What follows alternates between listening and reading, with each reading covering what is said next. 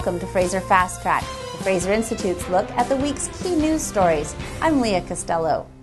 The independent Parliamentary Budget Office released a report Wednesday stating that the federal government will be running a much larger deficit than originally forecast. Budget Officer Kevin Page said that the combined federal deficits will total more than $159 billion by 2014. That's $56 billion larger than the current predictions from the Finance Department. Niels Veldhuis, senior economist with the Fraser Institute, joins us here today. Niels, why are the Parliamentary Budget Office predictions of a deficit so much larger than the government predictions? Well, the reason why we're seeing a larger deficit prediction by the Parliamentary Budget Office is because they expect revenues to be lower than originally forecasted. That's mainly due to a more pessimistic view of the economy over the next 4 years. And then coupled with that, there has been some spending outside of the budget announced in January, things like an additional $8 billion for auto bailouts, an additional $1.2 billion for the forestry sector, and then some higher spending on employment insurance payouts. So reduced revenues coupled with higher expenditures account for a much larger forecast on the deficit over the next 5 years. And should we be concerned about the size of the deficit forecast?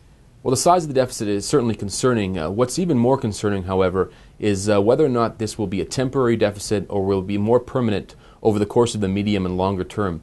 Certainly the suggestion from the Parliamentary Budget Office is that we're going to see permanent deficit over the near and medium term. That is, when the economy gets back to recovery or when economic growth starts to pick up over the course of the next few years, they estimate that the budget will not naturally go back into a balanced budget position, which means one of two things. To close the more permanent budget or structural budget gap, either the government's going to have to reduce spending or increase taxes. And what's the best way for the government to get back to a balanced budget? Well, given that the Parliamentary Budget Office and other private sector forecasters are suggesting this is a permanent, more structural deficit, really the best way to reduce that deficit is to address federal government spending that's been unsustainable over the course of the last 5 or 6 years. We've seen the government increase its spending well beyond the rates of economic growth or inflation plus population, unsustainable increases in government spending. So what we need now is the federal government to look for areas to trim, to reduce the federal spending, and to get the budget back into balance. Now, there have been suggestions that the government should increase the GST. Is a GST increase or increasing other taxes an effective way of reducing the deficit?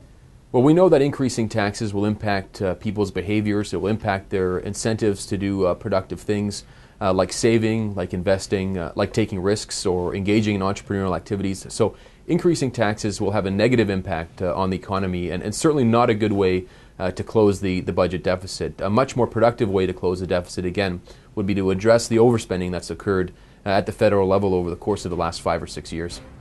Thanks, Niels, and thank you so much for joining us this week. To make sure that you get our episodes as soon as they're posted, subscribe to the Fraser Institute channel on YouTube or to the RSS feed at fraserinstitute.org/multimedia. We'll see you next week for Fraser Fast Track.